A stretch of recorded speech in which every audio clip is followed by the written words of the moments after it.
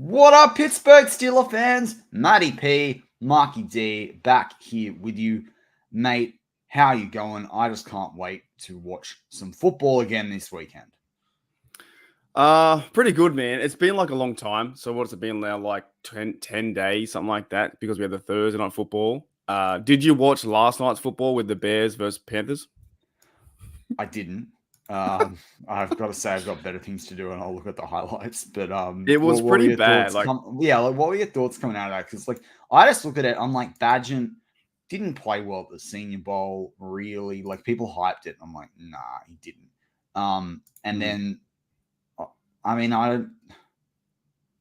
I think Bryce Young. I like I like the fact that I said in the draft that CJ Stroud was the best quarterback in the draft. And everyone's like, no, it's Bryce Young, it's Bryce Young, it's Bryce Young. Who is clearly the best quarterback? At this point, I appreciate it. Still in the middle of their rookie year. Who is it? It's CJ Stroud. To the point, you could argue he's putting himself in the mix for an MVP position. And as Portner says in the comments, I like Houston over Cincy this weekend. The way they're playing, pretty hard not to. Hey, Jennifer, welcome.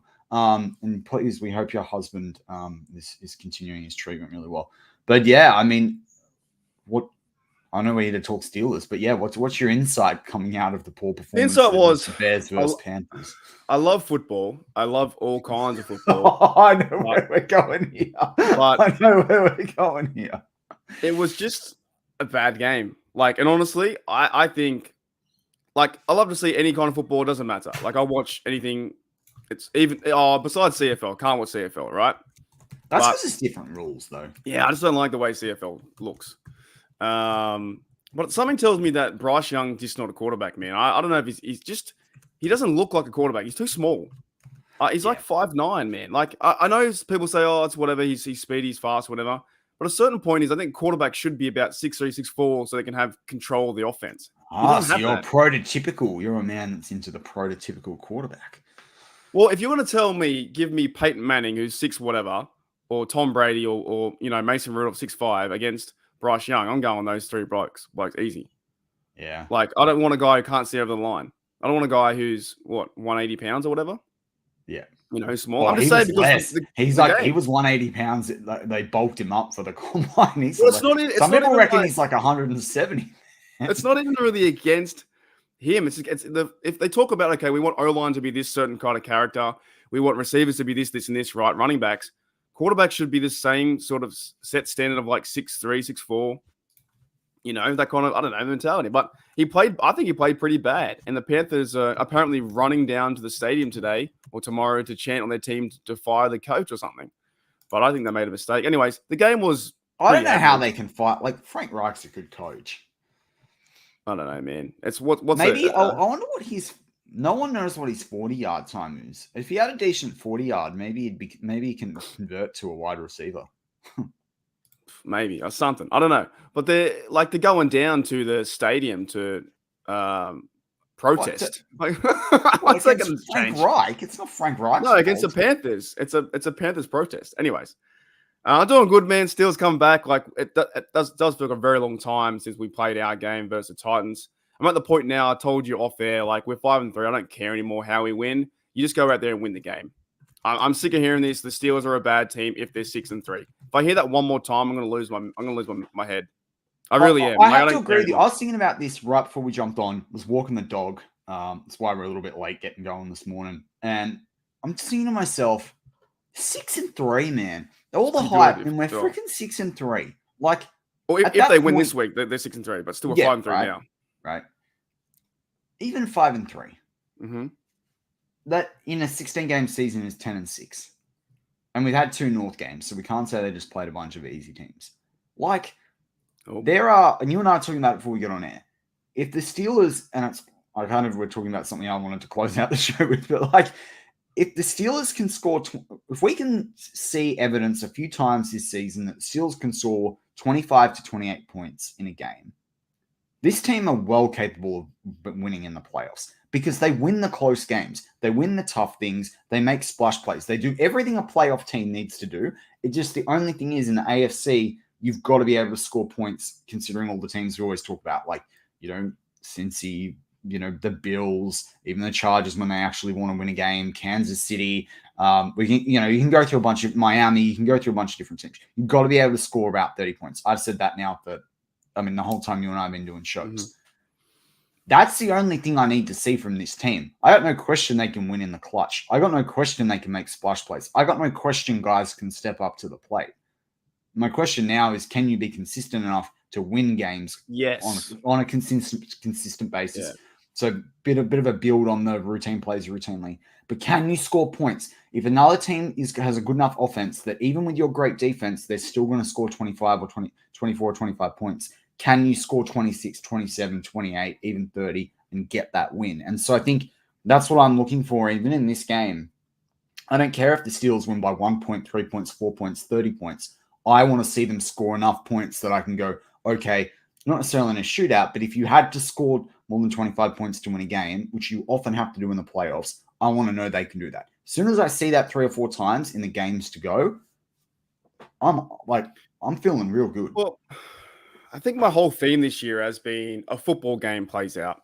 That's what I've been saying the last probably 7 or 8 weeks with you here. And I think that's come down to we've complained enough now about Matt Canada. They're not going to fire him. We complained enough about Mike Tomlin. They're not going to fire him. So now we're at the point that we have the personnel on the field. We're losing Minkah. We're getting, I think Adams is out, but we're getting back, or JPJ starting. Well, I've got the injury report. We can bring it up. Here we go. Yeah. I was like, where'd I go from the screen then? But yeah, we're losing those two players, right? But we're at the point, I think, where we know who we are right now. We are who they thought they were, right? With that bloke. There's a Dennis. Can't remember his last name. The guy from the Bears. The coach from the Bears. That saying, we are who they thought they were. Oh, yeah. Anyways, I just think we know who we are. Dennis Shanahan. Nah, it's another bloke. I can't remember his last name. But we know who we are, and just go with it right now. So quit the fire Canada stuff. It needs to stop. I want to see that too. That'd be fantastic. 51-0 would be fantastic. I'd like 55. Do it for Holcomb. 55-0. Yeah, we know who we are. So just get behind them. If they go 6-3, this team is on the verge of a run, I think, to the playoffs. If they keep playing this way. However, if they lose this game, they almost got to start again. They're going to go back a step, because then they're like, you know what I mean? I don't know. It just feels like kind of like it's the same thing with Houston again. You win a few, you go back. It gets harder because then it's away to Cleveland, isn't it? So it gets harder. Certainly, and then there's like the Cincy, then there's Cincy, Pats, Cincy. I think I'll top of my head. Anyway, let's look at the injury report quickly, as we always like to do. Minkah is out. Freeman's not back, so I just want to say that, even though he's not in the report. Landon Roberts full practice Friday, which is great. They probably wanted to work him back in with that knee. That's a really big deal that they've got to manage, his training and snaps, particularly as we know Holcomb. Massive loss. I want to talk about Holcomb a bit later in the show. I'm still devastated about that. You know how high I was on him when we brought him in. Montravius Adams is out. I think I talked about Benton in the rookie show that I did about 48 hours ago. And I talked about how Benton, looked, it's not necessarily on the stat sheet, but how good he looks. And there was times where he was bursting through 2 or 3 guys against Will Levis. But Montravius Adams has been putting a lot of pressure on the quarterback, and he played well against the Titans as well. So whilst I think it could be harmful for this defense, I had a lot of confidence, particularly with Hayward coming back off his second game. Was listening to his interview earlier this morning for us, our time, obviously it's 9 a.m. our time. So he seems pretty confident and good to go. And then Nick Herbig has a calf complaint. It's not listed Wednesday, Thursday, limited on Friday.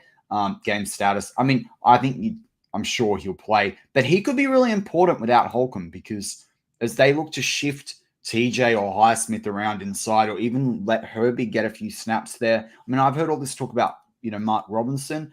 I'm for that in middle linebacker, and I also listened to the interview with Tarek Carpenter this morning as well, who's shifted from safety. I was shocked when they interviewed him. In my head, I was like, oh, he's still a safety, and then as he talks about, he's bulking up to linebacker. But I'm interested to actually see, as I said, who they move outside in on certain schemes, particularly Herbig. Perhaps this is where we can see him play a bit of inside. And then I'll just quickly rip through. Oh, my goodness. Yeah, this is a bit. Yeah. Woo! Beer all day. Right. I'm just going to get to it. Jerry Alexander is doubtful. That is good for the Steelers. That is helpful for Kenny Pickett, and that is a problem for the Packers with Pickens. Right. Kenny Clark, who missed last week, or no, he started the game last week and then he went out fairly early on. I actually really like Kenny Clark. He's one of the first guys I go and get in Madden. Really like him. But anyway, he's questionable, which is a really good thing for the Steelers run game if he's out.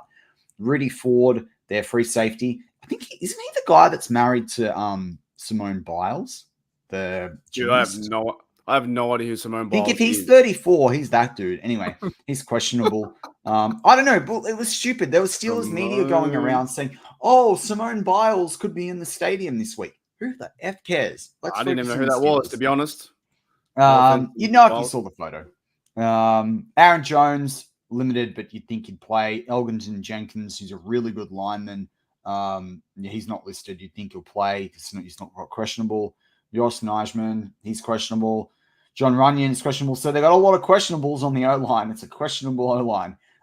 Quay Walker's doubtful. That's good for the Steelers too. Quay Walker is a very quick linebacker. So again, that helps the Steelers in the short passing game. Will help our run game. Christian Watson was full practice all week. You'd think he'd play. And then Josh Myers is questionable. So their starting center, two of their starting guards, and I think he's their backup right now. Josh is their backup, but he has started a couple of times, I think, from what I've seen. They've literally got 4 to 5 of their key starting O-linemen out with him. Or not out, definitely, but they're questionable. That's a problem. That's good for us with our D-line and also... Yeah, this is not the week you want. This is not the week the Packers want a questionable O-line with Hayward coming back into the defense. Yeah, right. So he is married to her. I didn't know who that was. I looked it up. I know who it is now. This Sunday won't be easy being cheesy. The Packers can kiss it. Matty put on the map. Well, they got us winning this game too. The NFL analysts have us, I think. Oh, it's Jonathan Owens. Sorry, it's Owens. Sorry, my bad. I don't know who that bloke is. But they got us winning this game, so I think we can win this game. I just think if we win this game, I just want to hear the complaining. Just don't have to stop. You can be critical, right? But always be critical, but then support your team after. And they deserve to be 6-3. Where's the positive? Like, if they win 6-3, that's pretty good. Like you said, 2-1 the division. They've beat hard teams. They lost against the 49ers, who smacked us at the start, right? That was a crazy game. You can't get that one back. And the Texans are a good team now. Plus, the Jaguars are a good team as well. Yeah. Well, that's the thing. The Steelers have played some tough teams. I kind of look back on that 49ers game, and I'm glad we played it in the first week. Imagine if we'd played a crap team in the first week, scored a bunch of points, thought we were all easy breezy, good to go. Mm-hmm. I think we would have had quite a plummet. It woke them up. I'd rather than start with the adversity, work through it, find your groove, because that's what happens in the season anyway. That's the way the NFL season works. It woke them up to win 2 in a row versus Browns and Raiders out there. Then Texans had a number. Then we got the Ravens in the last 4 games. We're 3-1. So the Steelers, I think, are playing good enough football to win. They're just not playing great enough football to, I guess, appease the fans. That's the way to put it. Yeah. Like, I mean, look, out of the bye right now, we're 2 out of 3. We win this week, we're 3 out of 4. Yeah. And it's going to be a tough game. It's always a tough game versus because the way how the Steelers play their football. But if they get the lead and they're running the ball how they ran the rock last time with both Najee and Warren, and also McFarland's coming back too. So it'd be cool to see him on the kickoff return. And I think Kenny's getting, I think he wants to play better. Like he always wants to do. He's winning, but he want to play better as well. So I think we're cool, man. I think we're okay. Not as bad as people think. Exactly. I think one of the things this week that came up was the whole Pickens Pebble, and we'll go with Pebble. I don't want to go into that because it's just going to make you and I cranky and whatever, right? And everyone on the live chat too that's joining us, thank you very much for joining us. Your comments make this show, and also hit us up with questions because we feel like we get to the end of the show and it's like, what is there? So hit us up with questions, interrupt us. This is meant to be your show. This is why we do lives. But the Pickens thing, I don't want to get into the weeds of that, but the takeaway that I keep hearing from different people, which I kind of find a little bit ludicrous, I will say that. And yeah, cheers, Brown, is that people keep saying, "Oh, well, then like this week they'll have a bunch of targets to him and they'll have a big game."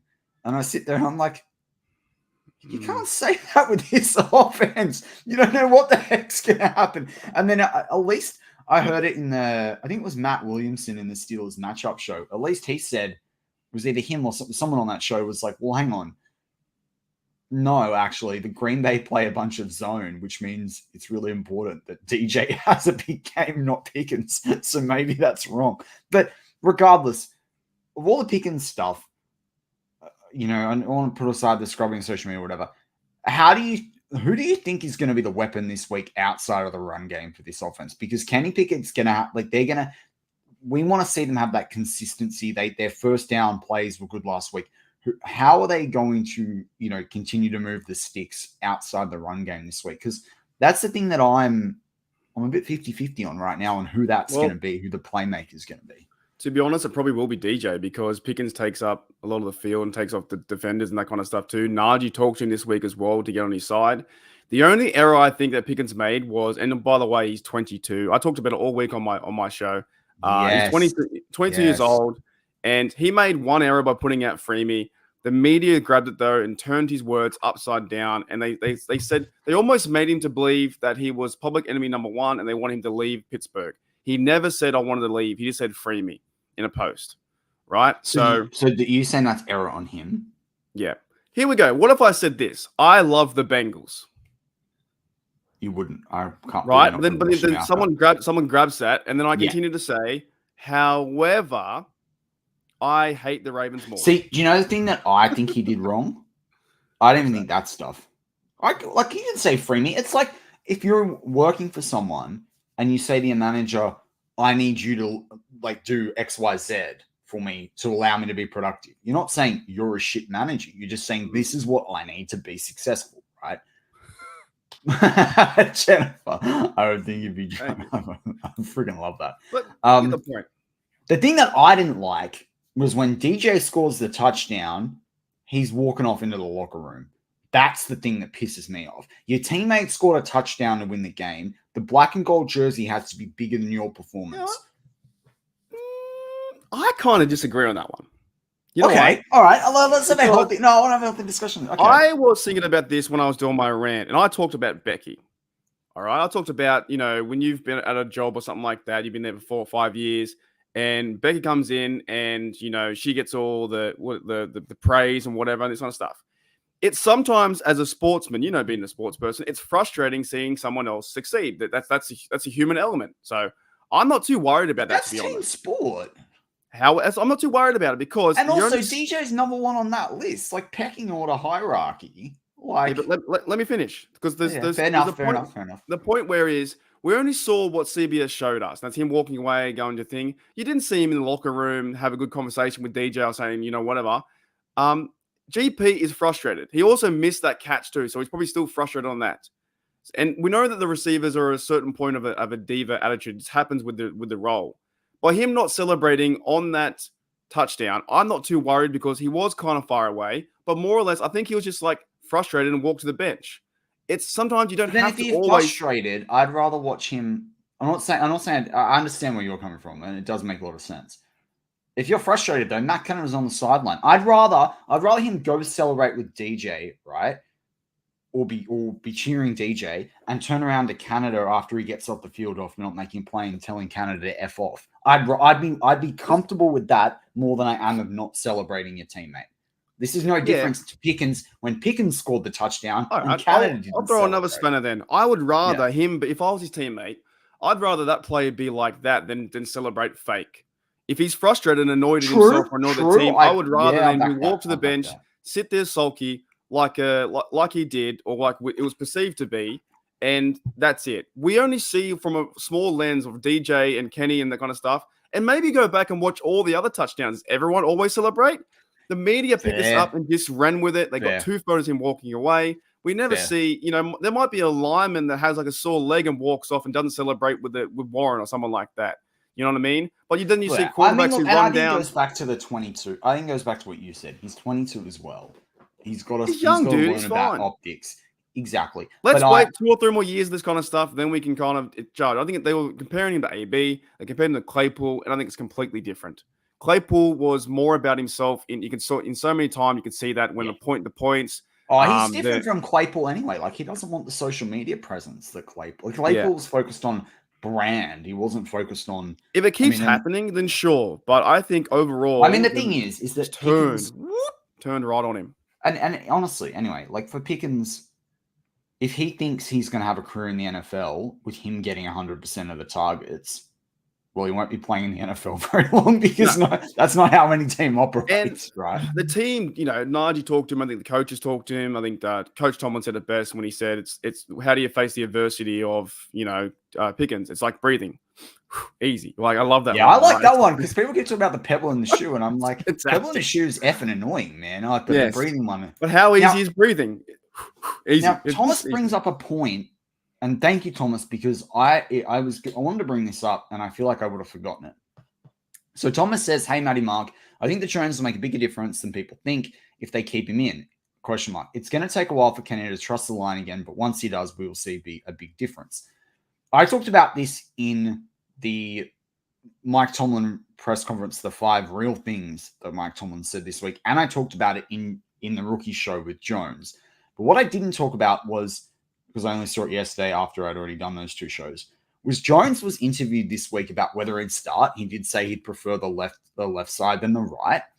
But one of the things they said to him was about the run game, and they were asking him the things he does that help the run game and the types of things that they're doing, and whether the Steelers improving the run game helps Jones be successful because he is good in the run game. And he sort of said, I'm good in pass protection as well, but obviously I'm used to running the football more. But he talked about it. At one point he goes, and I think this is what shows a lot of maturity from Jones. I'm a big fan of Broderick Jones, always have been, said he was the top tackle in the draft. He said back to the reporter, "I don't mean to continue to keep comparing to where I was previously in college, but remember, I played at Georgia.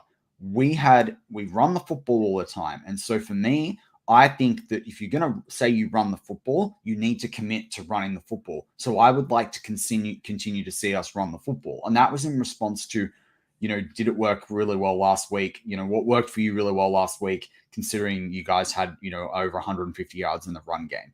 And so the fact that he's mature enough to talk about the fact that he not only is he used to it, not only is he saying that and smart enough to say that, NFL is different to college, but he is saying the Steelers actually have to commit to this. And if they commit to it and do it properly, they will be successful. And he's happy to operate in that environment. And I mean, the play that there's that play with one of the big runs, I think it was Warren to the left, where Broderick pulls from it had to be on the left, but Broderick, whether it was Warren or Naj, but like Warren, Jones literally pulled from the right tackle position in between the left guard and the left tackle.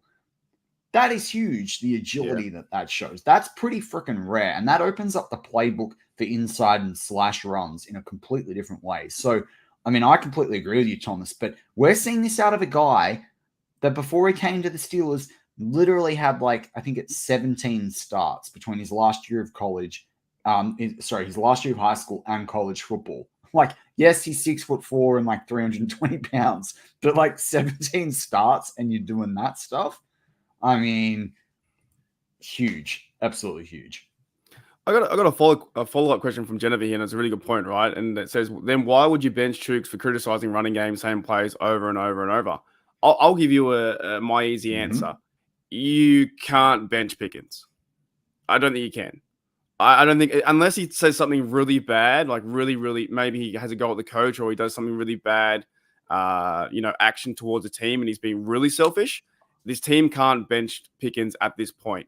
But same time with Chooks and stuff like that, there's got to be more than just one comment. Mike Tomlin's not going to bench a guy just for one comment. It's got to be play, giving Jones a start too. Jones was working as well. He worked with the left tackle before.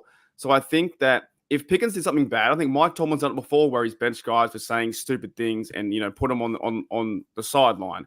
So I think they're a little bit different. But I think also we just don't know because all we can do is comment on what we see. And what we see is 1% of the 99% of the Steelers. And surely there's something else behind of Chuk said something, then Mike Tomlin goes, you're benched. I think there's more to the story than that one. But then what we see from Pickens is we get shown a picture of him being frustrated, salty, and upset. And then Mike Tomlin does say it's not a big deal. He's going to play.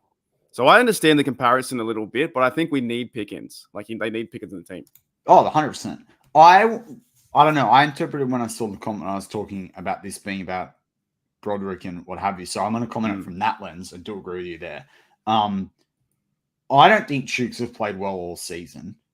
I talked about this before the trade deadline, trading Chooks to the Patriots because I think that they needed a tackle and then be up for Chooks for David Andrews, their center, because I think it would have sent this line to the next level.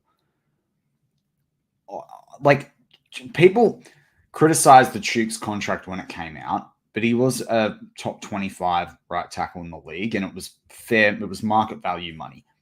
You couldn't move him last year.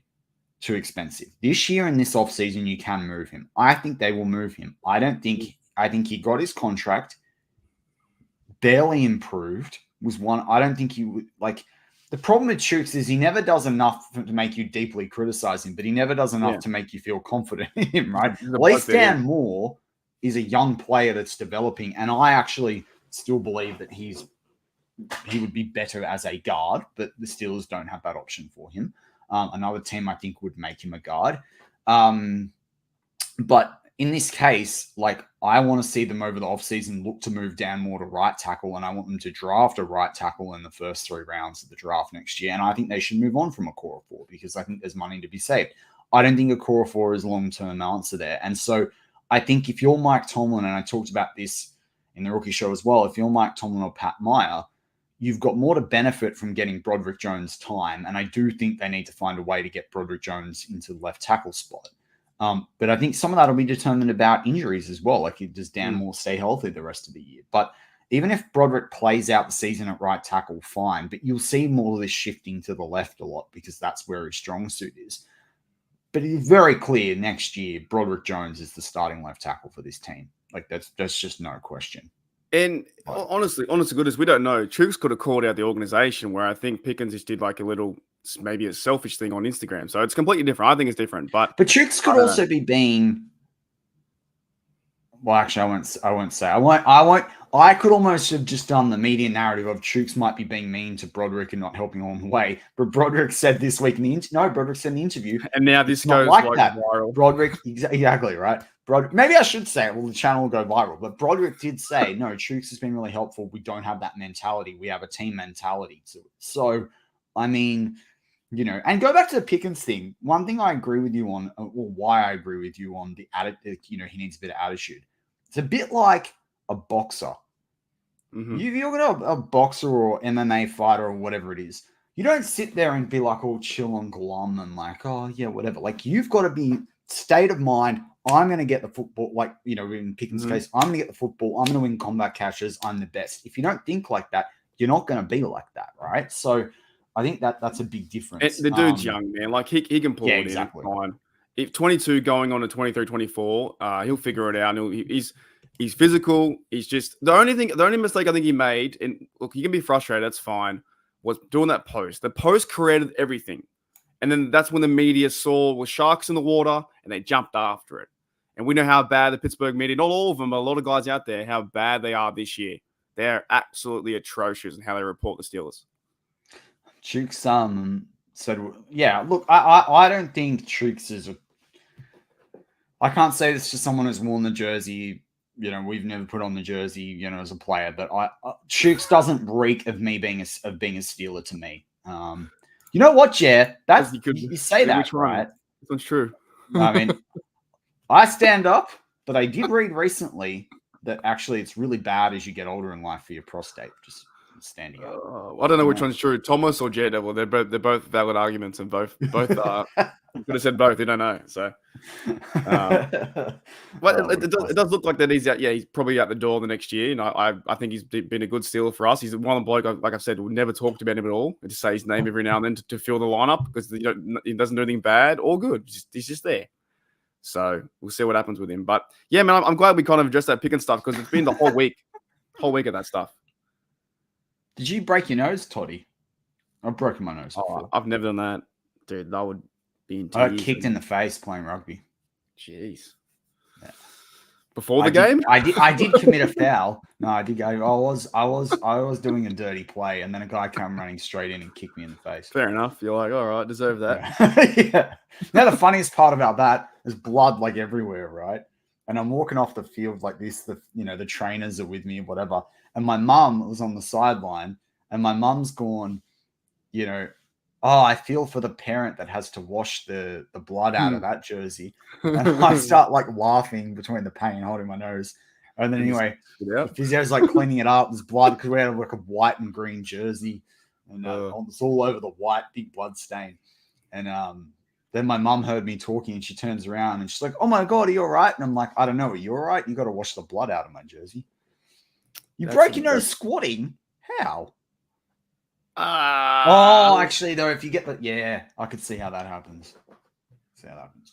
I'm just glad I've never broken my nose at all. But no, I'm glad that we look. That's been the main theme this week is Pickens because it's just the narrative's been overblown completely. The bloke would be fine.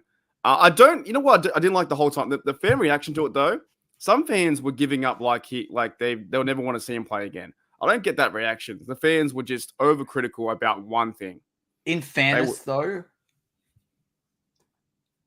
And look, this is where it's hard. I mean, you and I are both males. There's a lot of males in the live chat. The frontal lobe doesn't fully develop till you're 25. And I think all of us could say we make better decisions after 25 than what we did beforehand. When I was 22. Right? But Pickens came with a reputation, right? He did. Like that's been there. Like the amount of talk about with the draft. He came with that reputation. He punched people, water bottles, stuff like that. Yeah. Right. Now, I love the fight in him. I love the edge in him. But you do have to balance it out. But as Mike Tomlin says, he said, I'd much rather tell someone to calm down than have to say sick him. Like that's one of my favorite Tomlinisms that no one brings up, right? You much rather calm someone down and hold them back. Well, that's Pickens versus Claypool in the physicality aspect too. We all thought Claypool was going to be crazy. That's the thing. Claypool is 3 inches taller, 20 pounds heavier, doesn't do anything. And look at what Pickens does instead. So I think, you know what I find? It's been a long week for 10 days without football. That's what it's been. Well, that's what I actually think it's the media's been fishing for narratives. Yeah, I think more than ever. Like there's a few out there that I've brought on my channel before. And more than ever, I think it's like, just talk about the game. And I hope we can talk about the game in the next half an hour or so. But like, I think Pickens will be fine. I think a big game for him. Look, they're all brothers there. He wants to win. DJ wants to win. They all want to get the ball. And you know what? If you got to feed him a few more targets to keep him a little bit happy, AB was like that to a little extent. Gavin says, I passed out from a track meet in the cold and hit my nose. Bang! What distance were you running? Like what? Like how did that happen? Oh boy. Yeah, I mean, a lot of stories about broken noses here, mate. They're not a difficult thing to do. Well, I'm not gonna want it. Well, that's the other thing I think with Thomas, as you said there, give him more targets. He's got to make the most of his targets, and he doesn't. Imagine if he got combat catches, he does. There's other stuff though that he. Sometimes I watch a play, and there's been a few times I'm like, you could have reached out for that ball on that like cross field. You know, imagine this universe. He gets a foot down, right? Scores a winning touchdown, and he still writes "free me" in his post. The Steelers fandom would be like, "Yeah, free him, get him more targets," right? Because he didn't get it down. His free me, don't get him targets. Yes, yeah. Look, we got to look at someone to argue, and you know what? To me, it sucks because we want to talk about this. It's overshadowed for me a big loss this week in Holcomb. Oh, yeah, big time. Holcomb is a serious issue for this defense. And Mike Tomlin did talk about it from the perspective that they had three starters into 2 spots, all those things.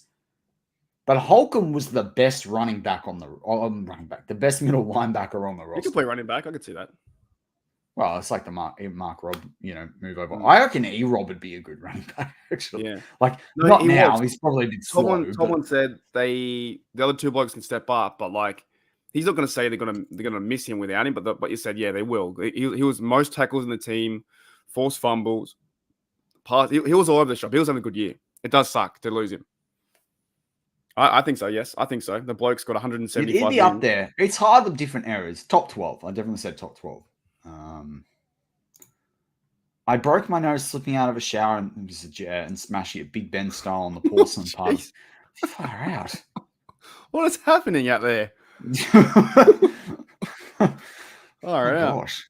Just none of us have balance. So do any of us have a fake nose then? I don't know. Like I was lucky. Mine pretty much. I've only got a small. It's very mine. Like I got lucky. Mine went pretty much straight back in. But there's a bone and like that's it. But no, man. We'll yeah. I want to see Quan Alexander step up. I think he will. But then you got to see that those two blokes are going to start more. You know, he'll wear the green dot, and Mike Robbins will come in sparingly. I don't think they're going to go and sign a middle linebacker. That I've heard reports on. That doesn't make sense to me. If anything, you bring the guys up like Carpenter or the other bloke there. Michael Walker, I think his name's spelled a bit differently. So I don't mind Walker, Minkah Walker, yeah.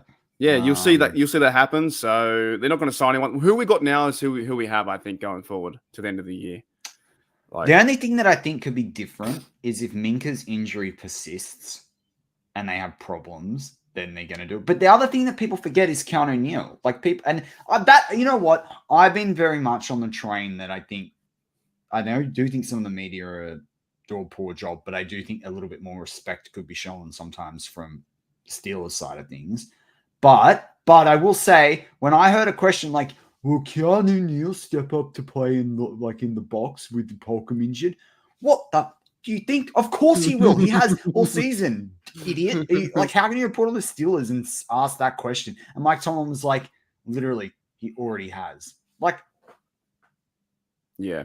No, it's like, that stuff that does annoy me big time. That's been happening all year. I think Tom was getting frustrated. I think they're all getting frustrated with the media. Yes, they're not doing the best job answering the questions, but I think it's been more clickbaity than ever in certain responses and questions in things. So and the team. Sorry. You go. Oh no, I was gonna change tact. I'm just saying the team's 5-3. Like Tom was probably thinking, I'm doing the best I can, and we're 5-3. Like stop with all the overall bad questions. Yeah, 100. So I wanted to ask you, every week I pretty much sat here and said that I have questions about the Steelers' defensive backs, particularly because with versatile teams with a lot of like good offenses, right? Or dangerous wide receivers and tight ends. This week, particularly with Love back there, I kind of feel a lot more confident. And I'm starting to see the defensive backs play well, even without Minkah. I think Pat P is getting settled. We've seen more Porter Jr. I don't know whether, what we'll see from Wallace or not. Like, I just feel more comfortable with what's going on back there. And Kazi is finally switched on again because I thought I think it was an undiscussed narrative about how poorly he and Peterson played to start the season for the most part. But I wanted to ask you, I mean, this offense is quite questionable at times outside of the run game from the Packers. Is there anyone in the receiving game? So they've got like Christian Watson, Romeo Dubes, who I really liked out of Nevada coming out of college last year. They've got Musgrave, who's, that they got quite high in the draft. He's had a really good performance. He's like over 280 yards for them. They got Jalen Reed. Mike Tomlin talks about him out of Michigan State. He's got like 339 yards and 3 TDs on the season, which is like triple what Calvin Austin's done.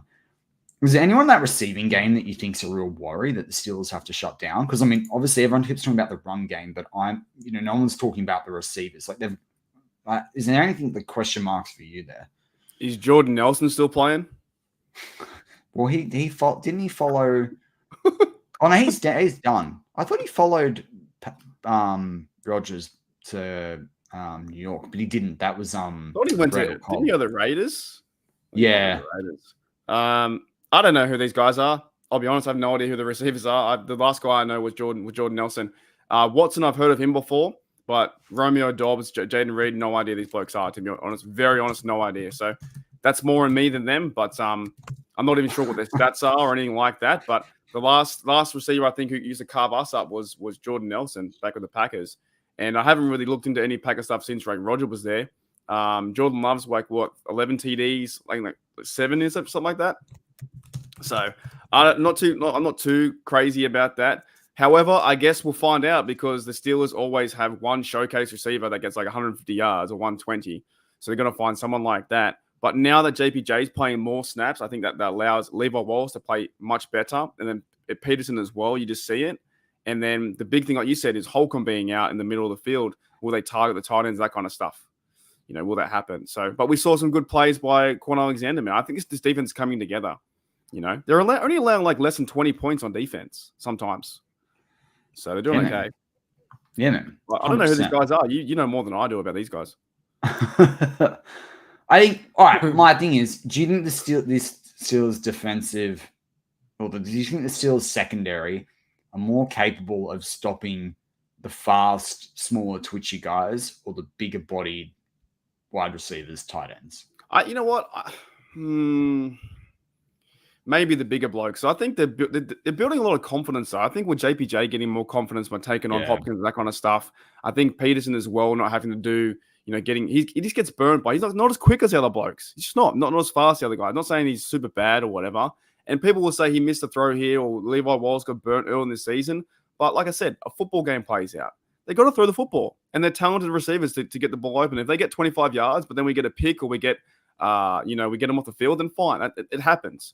The Steelers have always been a bend but don't break defense. But now seeing JPJ out there, I think is a new mix to it. And as long as TJ Watt and Highsmith go off in this game, it's going to cause them him to throw, Jordan Love to throw risky balls. And next minute you'll see Kazi or someone pick it off. Darius Rush played a good game near the end and almost got a pick too. So there are guys like that who are like, feeding around to get an interception or, trying to make some plays. Kazi in JPJ made a really bad play. Was against the Jaguars. That was terrible against Etienne. And you got the crazy fantasy points right on the field. But they're figuring stuff out. Don't talk to me about fantasy. That's a sore point. Oh, I know. You lost by 0.06. That was crazy. I've never seen that before. Even I've been playing 2 years. But anyways. So, look, I think it's not too bad because last week we didn't see over-the-top plays as much. They didn't get burnt over the top. They were playing everything in front of them. So in that case, I'm just really excited to see JPJ play more football, to be honest. Me too. And you know what? Playing is fantastic. Look, I did say he was a top player. I didn't necessarily think he was a top 20 pick because of his zone play. I thought some of the narrative was a little bit overhyped on him. But if there is one Steeler fan that has swung around, like it's not that I didn't like him. I wasn't necessarily on the hype train. But if there is one Steeler fan that has swapped around on that with JPJ, it is me. I am a massive JPJ fan. I love the press conferences he does. I love the maturity that he has. I love even look when he had the glasses on this week, right? And it just made me feel like this guy's like locked in. I don't know why. I know it's just because he wears glasses and he probably wears contacts on the field and stuff. To me, he just looks switched on. He was chill. He's not about him. He's learning. He's taking everything in his stride. It takes away one person on the field, right? It takes away one receiver, which is kind of good for our defense. Take away one guy, one kind of zone part of the defense. But also, I wasn't that hype either because I was sick of bigger bloke. It's a new position, BB. I was sick of hearing his name in the draft. How many times did we hear his name connected to the Steelers? 1,000 times. It wasn't him personally. It's just I was sick of hearing his name. So same with Malik Willis kind of style too. But he takes away one person, one receiver, takes it away, and next minute he's got like one of the highest defending percentages or something like that, and he's playing good football. Here's the stat that I had this week, and Toddy liked it. He only allowed 4 receptions on 11 targets to DeAndre Hopkins, who came in that game off 3 TDs. 36.4% catch percentage he allowed with DeAndre Hopkins. For 4 receptions, those 4 receptions were 60 yards. It's all over. Killed that shut down Will Levis. Will Levis would have had a really good night otherwise. That would have been they would have won that game. Yeah, it allows the other guys to play good secondary as well, and it frees up Peterson to play better reps too. I think they're better off. The secondary is better off with him in there. That's for sure, 100%. We all know that. Well, I think he's the. It's hard to. And we haven't got Minkah yet. Equal best cornerback on this roster right now, if not the best. Has he played with Minkah yet? Did he play with Minkah much yet, or not? Did he get hurt the same time they came in and out? Yeah, roughly about the same time. Yeah. Oh no. Ravens. No, but that it was Minkah. Was that Minkah went mid that game, didn't he? I'm not sure. But when Minkah gets back, Wasn't it it's the going to be fun to Ravens watch too. Man, this season feels like it's been going forever. We're only halfway Yeah, it's through. halfway through. We've got to enjoy it, man. 9 games That's left. it. We really That's enjoy it. So you talked about some keys to victory there. My thing is, this is a young, like the Packers and the Steelers are a bit similar in that they both have pretty good pass rush. They've got a couple of good DBs. They've got very young offenses outside of the offensive line. So my thing this week, as we start to wrap up the show a bit, is I just think the Steelers have to make sure that this Packers offense doesn't have the ball for long on offense. And that's why the run game will be so key, just from holding possession and keeping the ball away from the Packers offense, because the Packers offense will stall, particularly if we can shut down that run game. It'll stall early. It'll be like, this could be a very boring first half or very boring first quarter if the Steelers don't light it up, right? Like, just see the way it goes. But I don't care if it's boring if they win, right? But my thing is, the more football on offense the Packers can play, the better they're going to be, into the second half. And so my thing is, starve them of the football. Do everything you can to have long drives. Starve them on the football, because that'll just ratchet up the pressure. We've seen that on our own team, but I think it'll be way worse for the Packers.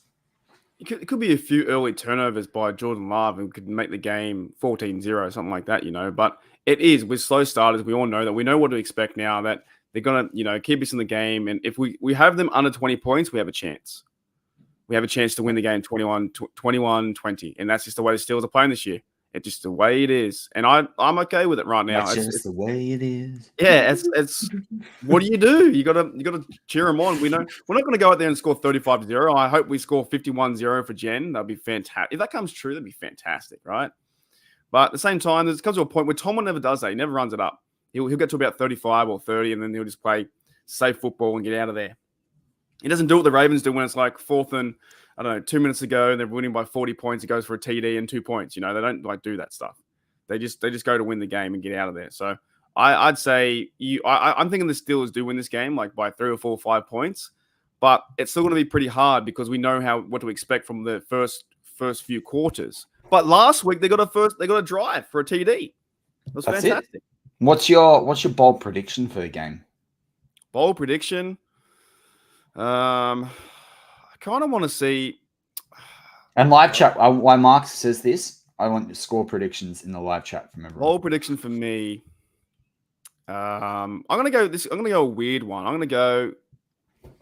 Let's go. McFarland gets 5 carries, and he breaks one for 50 yards on kickoff return. McFarland. Yeah. Why really? Not? You're always high on the McFarland train. I just want to see him do something. I like this 400 yards from Sam. He could be right. I could more see 270, 130, but I like the thinking on the 400 yards. Yeah. It's been, I don't know. Terrible 24-hour stream. Yeah, they want me to do a 24-hour stream. I said I would in the future. I don't know. Do you know what we should do? We should do a 24-hour stream. I have to check this with the wife, but like the flip over for New Year's. So we do 24 hours where we're not only we like in the past time zone wise, we're in the past we're in a whole different year. You want me to celebrate? I'm gonna be drunk. Or you and I could do like an hour show between it, right? Like between let's say like 11:30 p.m. on New Year's. Happy New Year's. Yeah, Happy New Year's. Let's do it. I haven't even really thought about New Year's actually this year. I'm just so close to Christmas now. All I care about this year for Christmas is Steelers versus Bengals and win that game.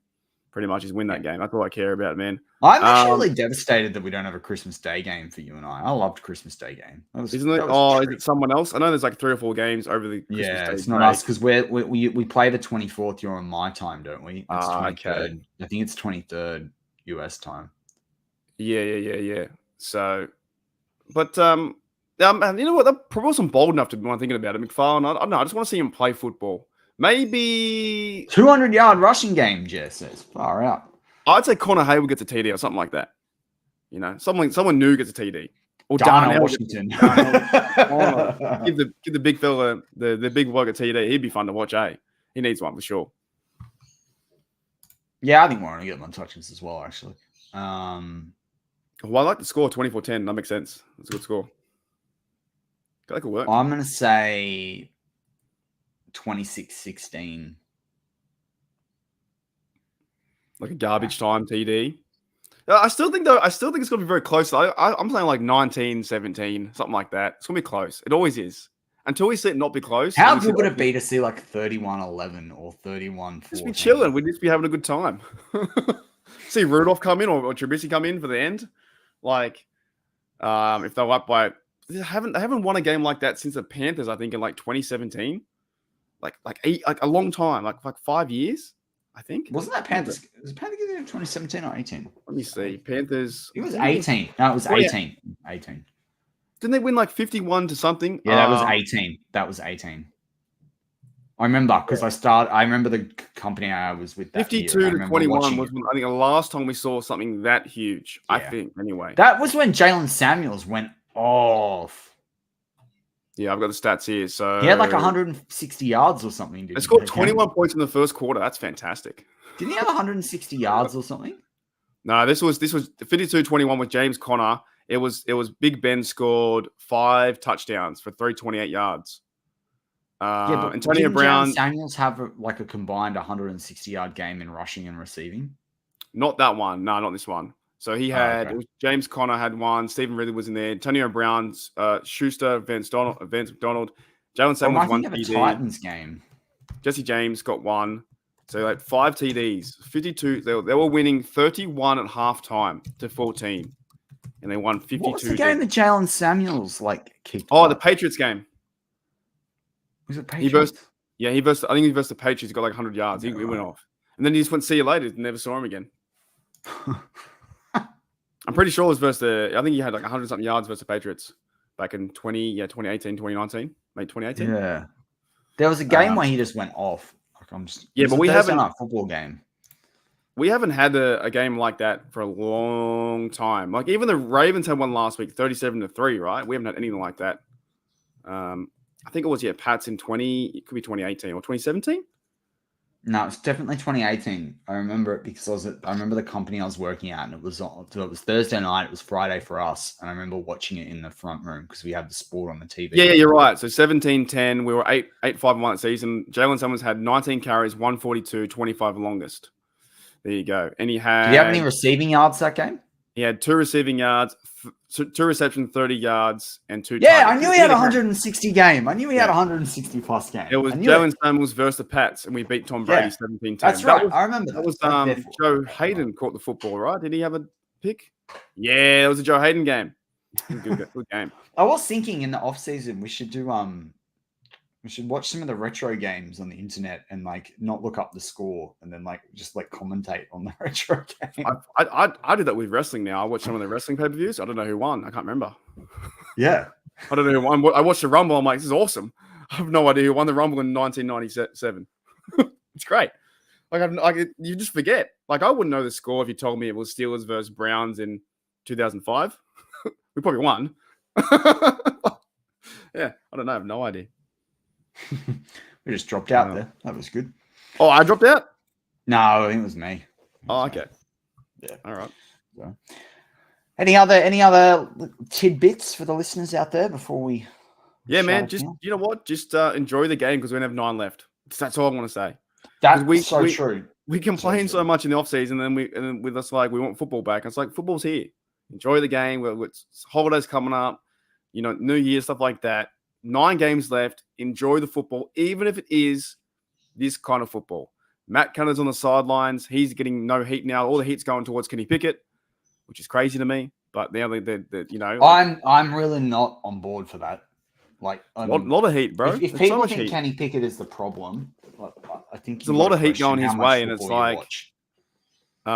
just let it be because he's winning games near the end of the day.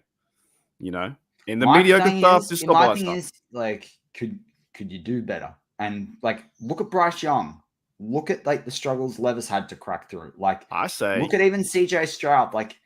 He got figured out after the first 4 or 5 games. They've innovated. He's come back. But Kenny Pickett, who would you rather that was taken in the last 2 years in the draft than Kenny Pickett right now? And apart from CJ Stroud, maybe the answer is nobody. So I even say look at Josh Allen.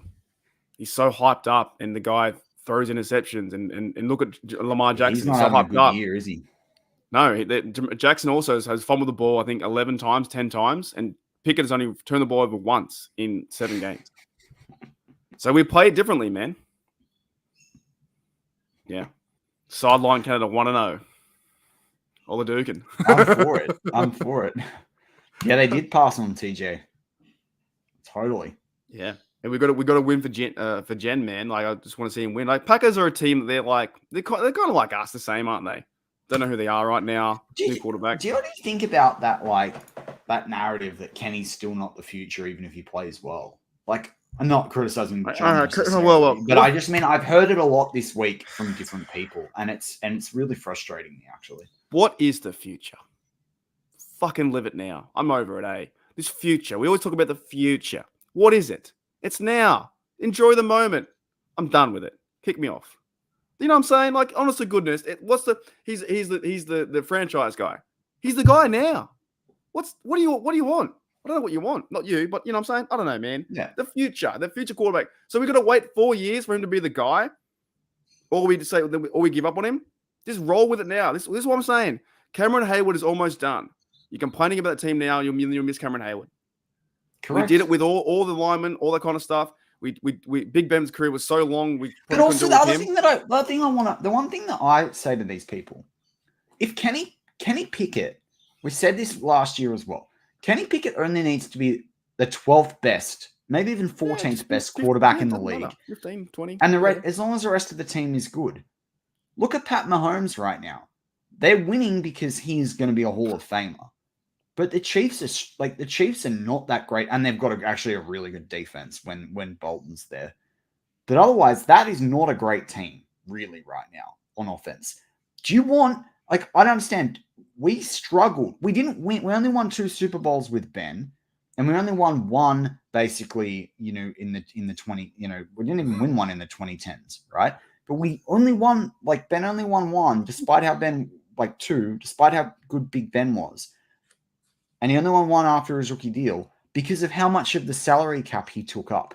If Kenny Pickett is a top 5 quarterback, we're paying him over $60 million a year when his rookie deal's over. Do we want someone taking up that much of the salary cap? We actually don't. So we technically only really want Kenny Pickett to be a top 8 to 10 quarterback on stats. We want him to be a winner, but we don't on stats. Yeah. We probably don't want him to be a top 10 quarterback. Imagine saying someone from the Jags or Browns or Bengals saying we only won 2 Super Bowls. You know what I'm saying? I think we just have to enjoy. We said before, with Kenny Pickett and all the young kids out there. We grew up with Big Ben. They grew up with Kenny. Enjoy the process of him going through the few years, because once he gets to third or fourth year, you're going to start loving him then or supporting him then? No, look, I understand he's not playing good football, but it's still pretty fun to watch his progression. I want to watch his progression too. Exactly. Let's ride. And look, John, I'm not criticizing you. I've heard this narrative a lot this week. Does he get a second contract? I don't know. He's got to play that out. And the great thing is he's a first round guy, so he's got a 5th year option. You have to take the 5th year option on him, I think, unless you've drafted someone by then or he's done something disastrous. And then you can evaluate it after that, I think. This is this could be a 2025 question. We'll know end of next season. We'll know. Same with the Najee thing too. Najee's contract is we don't know. We don't think they're going to probably get him a contract. I don't think I'd take the 5th year on Najee. Well, that's what I mean. These, we just got to go with it now. So when I see is Kenny Pickett the franchise guy, people keep. I think Najee wants to go back to the West Coast. I think he'll go back to the West Coast. He's going to be a. But also, why would you? Why would you? Why would you do that? Why wouldn't you? Particularly when you've got Freemuth that's going to come off contract and Pickens and those sorts of guys, wouldn't you let that go next year in the 3rd round, maybe late 2nd, or you trade back up in if there's someone you like, or if all the following year you get the 2nd or 3rd best running back in the draft and you go again at a 5th of the price. That's how the game works today. Wait until we get some more O-line help too in the draft, and you're a better guy than I am in the draft, but they get more maybe a center help or they get a right tackle, something like that. then you never know. This team can be right around Kenny. I Can be want them Kenny's to get team. a center, but I think they're going to prioritize right tackle instead. So yeah, but that's what I'm saying. Like we got it in this year where it's we're still rebuilding and putting things together. And I understand that Cam's getting near the end, and so is TJ, and to a certain degree, right? But this is Kenny's team right now. We have to embrace it. That's what we have to do. I think it's every time, man. It's fun watching Kenny play.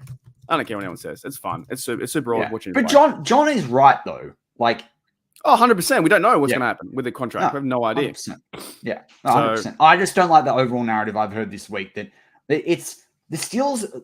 Some fans and some of the media just there's always something negative. Like I said to Mark in the thing, well, we could be 6-3, right? We could be 9-3.